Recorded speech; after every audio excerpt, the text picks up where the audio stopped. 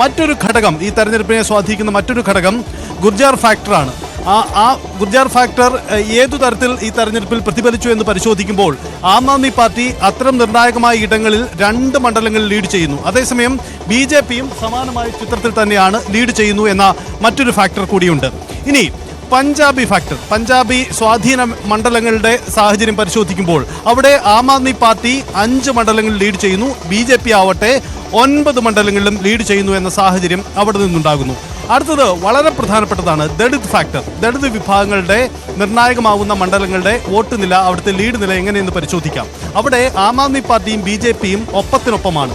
Aam Aadmi party 6 മണ്ഡലങ്ങളിലും BJP 6 മണ്ഡലങ്ങളിലും lead ചെയ്യുന്നു എന്നതാണ് നിലവിലെ സാഹചര്യം.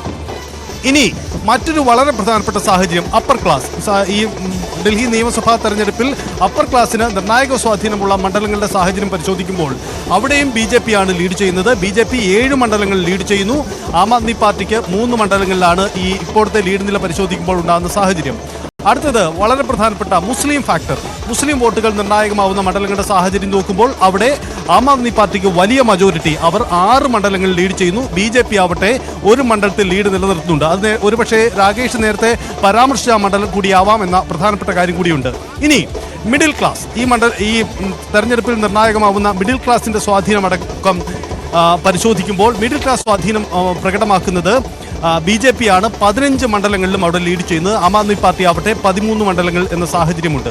അടുത്തത് മറ്റൊരു വളരെ പ്രധാനപ്പെട്ട ജാറ്റ് ഫാക്ടർ, ജാറ്റ് വിഭാഗം നിർണായകമാവുന്ന ഒരു ഇടം പരിശോധിക്കുമ്പോൾ അവിടെയും BJPയുടെ ലീഡാണ്. ഇപ്പോൾ ലീഡ് നില പരിശോധിക്കുമ്പോൾ 11 മണ്ഡലങ്ങളിലാണ് അവിടെ BJPയുടെ ലീഡുള്ളത്. ആം ആദ്മി പാർട്ടി 2 ഇടങ്ങൾ എന്നതാണ്. മറ്റൊന്ന് ചേരി പ്രദേശത്തിന്റെ സ്വാധീനമാണ് ഈ ഡൽഹി തെരഞ്ഞെടുപ്പിൽ. അവിടെ നോക്കുമ്പോൾ ആം ആദ്മി പാർട്ടിക്ക് വലിയ മജോറിറ്റിയുണ്ട്. അവിടെ 13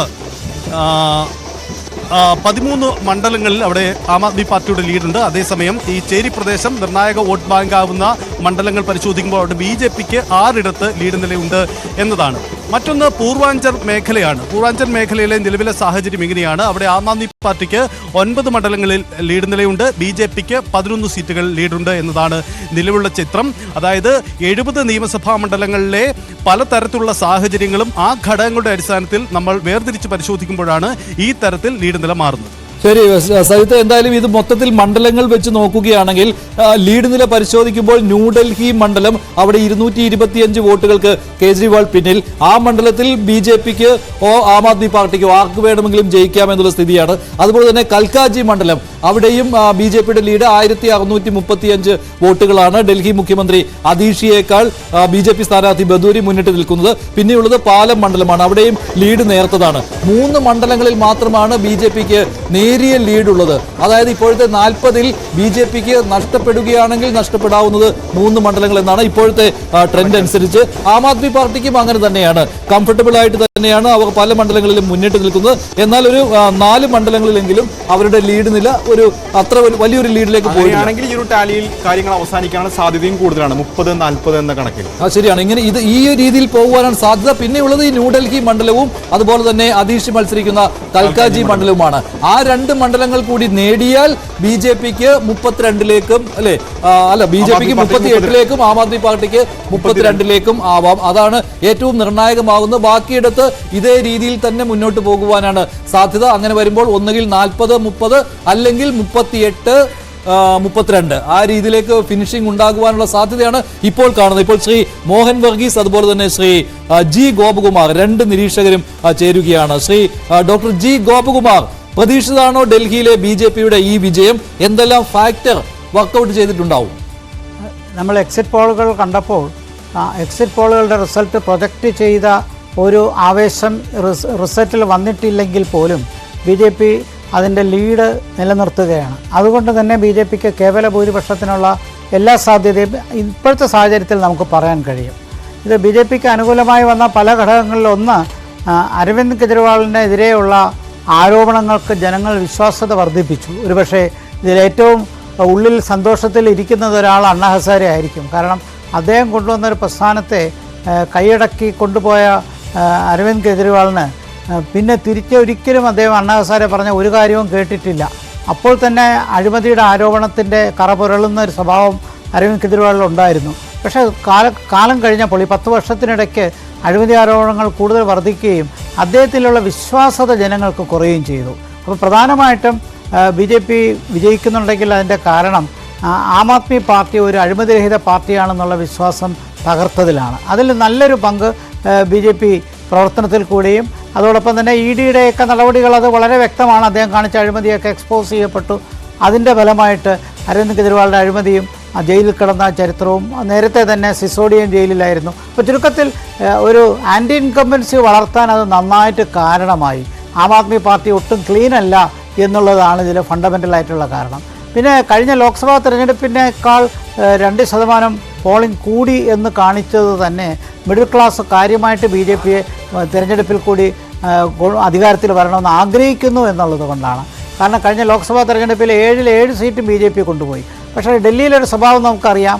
ക്ഷേമ പെൻഷനുകളും സോഷ്യൽ വെൽഫെയർ സപ്പോർട്ടും എല്ലാം കൊടുക്കുന്ന പാർട്ടികൾക്കാണ് അവിടെ പലപ്പോഴും വിജയം. അത് ഏറ്റവും നന്നായിട്ട് കൊയ്തത് സമീപകാലത്ത് ആം ആദ്മി പാർട്ടിയാണ്. പക്ഷേ ഇത്തവണ അതിൻ്റെ ഒരു വലിയൊരു മത്സരം തന്നെ ഉണ്ടായി. അങ്ങനെ ഒരു മത്സരം ഉണ്ടായപ്പോൾ BJPയും ആം ആദ്മിയേക്കാൾ ഒട്ടും കുറവല്ലാതെ ക്ഷേമ പദ്ധതികൾക്കുള്ള പ്രോമിസ് കാരണം അതിൽ BJPയുടെ പ്രോമിസിന് കുറച്ചുകൂടി ഒരു വിശ്വാസ്യത വരാൻ കാരണം അത് തീർച്ചയായിട്ടും ഡൽഹി ഭരിക്കുന്നതും കേന്ദ്രം ഭരിക്കുന്നതും ഒരേ പാർട്ടി ആയാൽ ആ ഡബിൾ എൻജിൻ ഗവൺമെൻറ് വരുന്ന ആ ഒരു ശക്തി അത് ഡൽഹിയിലെ ജനങ്ങൾക്ക് കിട്ടും എന്നുള്ള പ്രതീക്ഷയാണ്.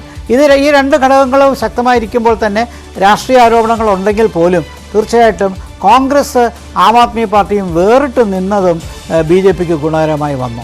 കാരണം നമ്മൾ പ്രതീക്ഷിക്കുന്നതിനേക്കാൾ കോൺഗ്രസ് കുറച്ചുകൂടി പോളിംഗ് ശതമാനം വർദ്ധിക്കും. സീറ്റുകളൊന്നും കിട്ടിയില്ലെങ്കിൽ പോലും കോൺഗ്രസിൻ്റെ പെർഫോമൻസ് ആം ആദ്മി പാർട്ടിയെ അതിൻ്റെ മുന്നോട്ടത്തെ തടയുകയും ചെയ്തു. BJPക്ക് അത് പരോക്ഷമായിട്ട് അതിൻ്റെ ഗുണം കിട്ടുകയും ചെയ്തു. അപ്പോൾ അത്തരത്തിലുള്ള പ്രവർത്തനങ്ങൾ പിന്നെ ന്യൂനപക്ഷങ്ങൾക്ക് കഴിഞ്ഞ തവണ ഉള്ളതുപോലെ ഒരു വലിയൊരു വിരോധം BJP അടുത്ത് ഇല്ല എന്ന് അത്തരം മേഖലയിലെ ഡേറ്റ നമുക്കിപ്പോൾ കാണിക്കുന്നുണ്ട്. മഞ്ജുഷൊക്കെ പറഞ്ഞ റിസൾട്ടുകളിൽ കാണിക്കുന്നത് ന്യൂനപക്ഷ കേന്ദ്രങ്ങളിൽ വലിയൊരു ഒഴുക്ക് ആം ആദ്മി പാർട്ടിക്ക് അനുകൂലമായിട്ട് വന്നിട്ടില്ല. കുറച്ച് വോട്ടുകൾ തീർച്ചയായിട്ടും കോൺഗ്രസ് കൊണ്ടുപോയിട്ടുണ്ട്.